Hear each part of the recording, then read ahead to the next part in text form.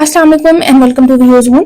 तो जैसे कि हमने लेक्चर नंबर 10 में ओलैप को डिस्कस किया एंड होप सो ओलैप का जो है ना आप समझ भी गए होंगे कि आपने उसको मिड के लिहाज से किस तरह से प्रिपेयर करना है।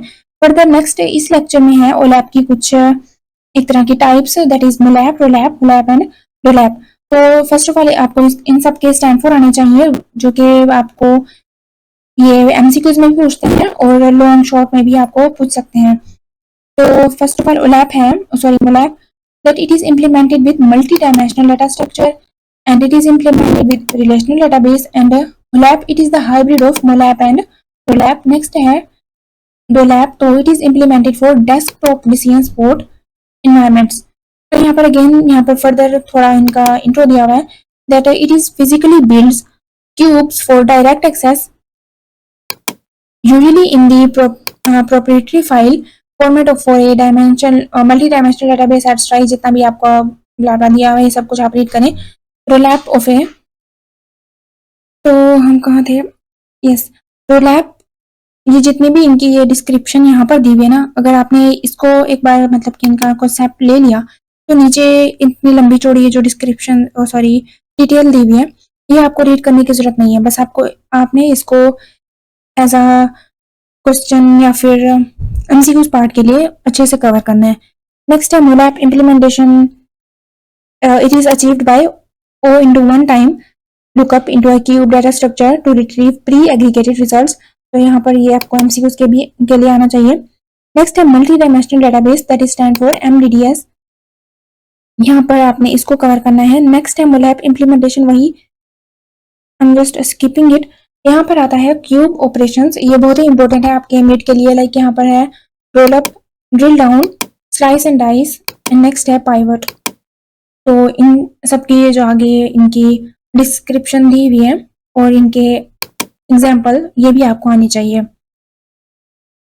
उसके बाद नेक्स्ट हमारे पास है एडवांटेजेस, ये भी आप रीड करें। ड्रॉबैक्स इसको भी मैं स्किप कर रही हूँ।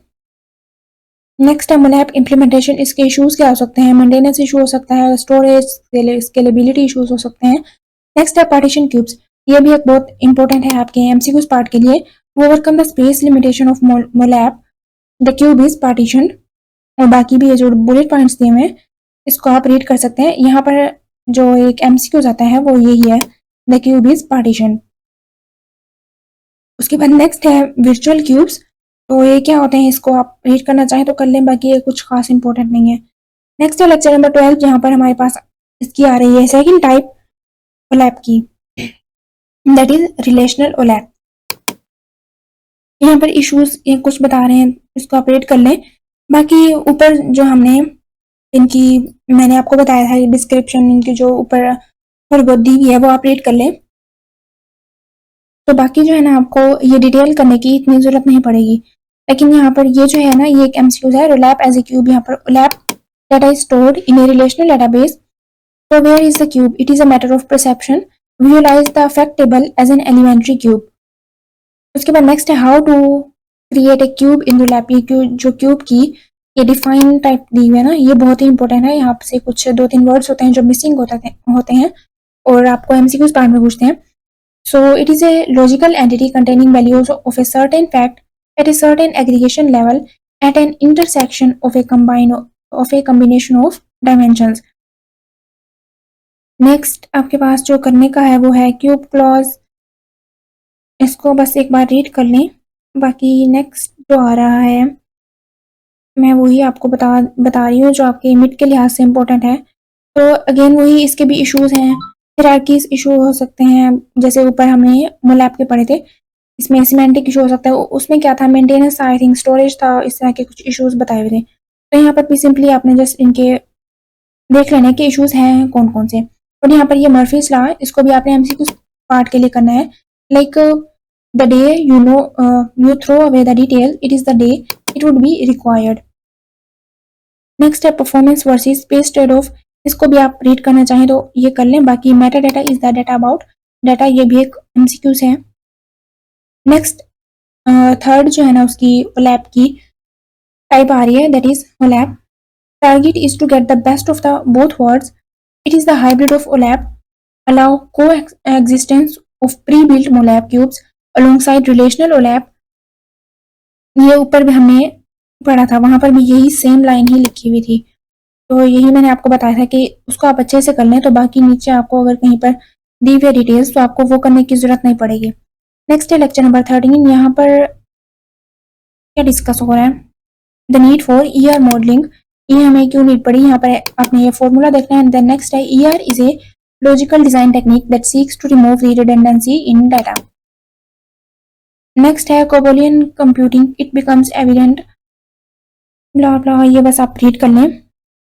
देन नेक्स्ट है this lookup is controlled by customer address key which defines uniqueness of the customer. खैर ये नहीं है इतना इंपॉर्टेंट, अभी तक इस चैप्टर में जो आया है वो यही आया है कि ईआर के अबाउट ये जो एक एमसीक्यूज आ रहा है, इसका ये फॉर्मूला टाइप जो दिया गया है वो आपने करना है। नेक्स्ट है मैनी टोपोलॉजीज, ये इंपॉर्टेंट है आपके एमसीक्यूज के लिए। For the same ER diagram all appearing different, very hard to visualize and remember, a large number of possible connections to any two or more tables। यहाँ पर है need for DM उसका लिखा हुआ है। नेक्स्ट है द पैराडॉक्स, इसको भी आपने जितना भी येलो हाईलाइटेड है वीडियो पोस्ट करके आपने ये जो एमसीक्यू इस पार्ट के लिए करना है और ये आपने लॉन्ग के लिए करना है, ईआर एंड डीएम इन दोनों का जो है ना डिफरेंस। नेक्स्ट है two general methods to simplify, ये जो हमने डीनॉर्मलाइजेशन ऊपर कर चुके हैं ना। और सेकंड है dimensional modelling, what is DM, तो ये कंप्लीट आपको पता हो कि what is a dimensional modelling, a simpler logical model optimised for decision support, inherently dimensional in nature with a single central fact table and a set of smaller dimension tables। DM is a logical design, ऊपर ER का हमने भी देखा था कि वो कौन सा है, जबकि DM it is a logical design technique that seeks to present the data in a standard. यहाँ पर भी अगेन वही डीएम डिस्कस हो रहा है और यहाँ पर डीएम है हायरार्कीज कैसे होते हैं। यहाँ पर फर्स्ट ऑफ ऑल ये इस तरह से कनेक्टेड है, देन उसकी जो नेक्स्ट कैटेगरी है मतलब इस तरह की ये जो है ना इसमें हायरार्की आ रही होती है। Analyst tend to look at the data through dimensions at a particular level in the hierarchy. Next schemas क्या होता है, dimensions are the descriptive textual information and the source of interesting constants. उसके बाद there are to schemas, यहाँ पर schemas के about ये तो आपने फर्स्ट लाइन करनी है, देन उसके बाद आपको पता होना चाहिए स्कीमास के दो टाइप्स हैं, कौन कौन सी, स्नोफ्लेक एंड स्टार। ये आपने शेप भी ध्यान में रखनी है, snowflake schema and star schema, इन दोनों का आपने यहाँ पर जितना ये येलो हाईलाइटेड है एमसीक्यूज पार्ट के लिए करना है। A pure star schema might suffer performance problems, this can occur when a denormalized dimension table becomes a very large and penalizes the star join operation। Star schema, it is considered to be the most efficient design for two reasons, why a design with denormalized tables and most optimizers are smart enough to recognize a star schema and generate access plans that use efficient star join operations। Next नीचे I think इनकी कहीं पर example भी कुछ discuss की गई होगी। Features of star schema, ये जो है ना आपको खुद ही जितना भी है उसको रीड कर लें। बाकी क्वांटिफाइंग यूज ऑफ एडिशनल, इसकी एग्जांपल थी तो सही। खैर the process of dimensional modelling, 4 steps for from ER to DM हम कैसे कर सकते हैं। Choose the business process. Next है ग्रेन, ग्रेन आपके एमसीक्यूज के पार्ट के लिए बहुत इंपॉर्टेंट है, यहाँ इसकी जो है ना एमसीक्यूज डिफाइन जो है वो एमसीक्यूज में पूछते हैं। नेक्स्ट है चूज द फैक्ट और फोर्थ है choose the dimension. Typical ER diagram covers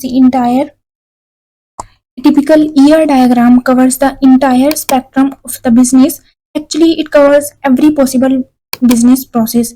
ER diagram is overly complex and it is a demerit to itself। ये जो कुछ स्टेप्स हैं ये बाकी आप रीड कर लें।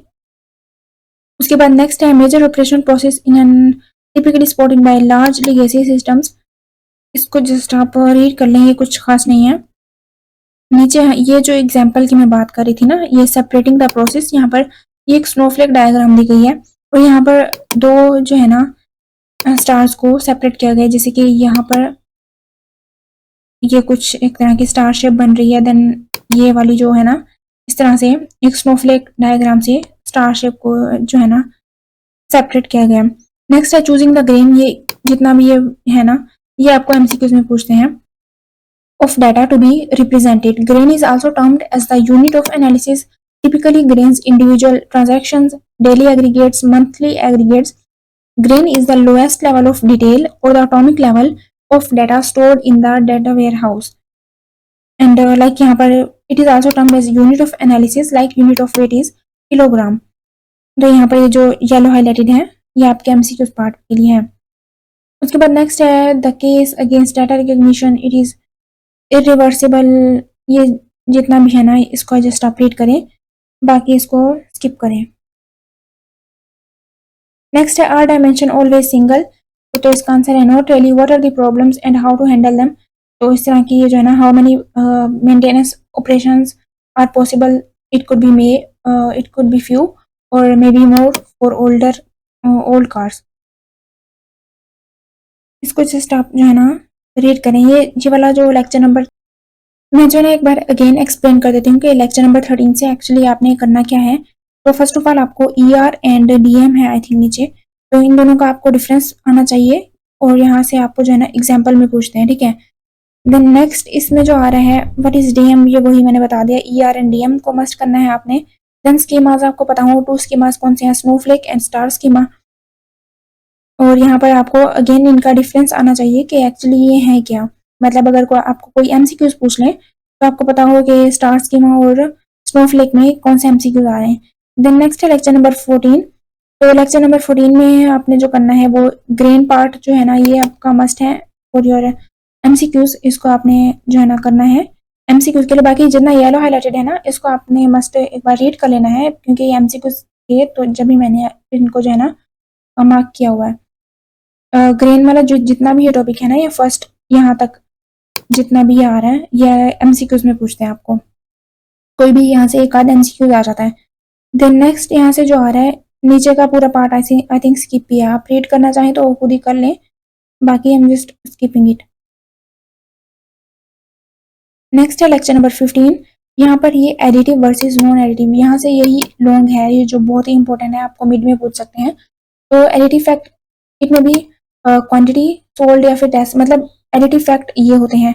जबकि अगर आपको पूछें कि नॉन एडिटिव फैक्ट कौन से होते हैं तो average, percentage, ratios, count of listing, मतलब कि ये सब कुछ जो है ना ये नॉन एडिटिव में आ जाता है. आपको लॉन्ग में एक टेबल दिया हुआ था और आपको पूछते हैं कि ये एडिटिव फैक्ट कौन से हैं और नॉन एडिटिव कौन से हैं, तो जस्ट आपने ये मेंशन करना होता है. नेक्स्ट जो है ना इस चैप्टर में ये है कि 3 क्लासेस ऑफ एग्रीगेट्स, तो वो कौन कौन सी है, डिस्ट्रीब्यूटिव, एल्जेब्रिक एंड होलिस्टिक. बस आपको जो है ना इनके एटलीस्ट नेम तो आने चाहिए. नॉन डिकोडिंग फैक्ट ये बस आप रीड कर लें. इफेक्टलेस फैक्ट टेबल, यहाँ से भी आपको MCQs पार्ट के लिए जस्ट जो है ना आना चाहिए. Like use A dummy fact column that always has value 1, ये एक तरह का आपका MCQs आता है. देन नेक्स्ट जो इस चैप्टर से MCQs पार्ट के लिए है वो यहाँ से ये आ सकता है. Like OLTP systems not good at tracking the past, history never changes. History के बारे में भी कहीं हमने ऊपर किसी चैप्टर में MCQs पढ़े थे. नेक्स्ट है OLTP systems are not static, always evolving, data changing by overwriting. Dimension, तो जंक डायमेंशन क्या होती है. Junk dimension is a collection of random transaction codes, flags and text attributes that are unrelated to any particular dimension. The junk dimension is simply a structure that provides a convenient place to store the junk attributes. It is a technique that allows reduction of the number of foreign keys in the fact table is the creation of junk dimension. यहाँ पर आपने बस junk dimension का concept लेना है. तो we'll start from lecture number 16. Allah Hafiz.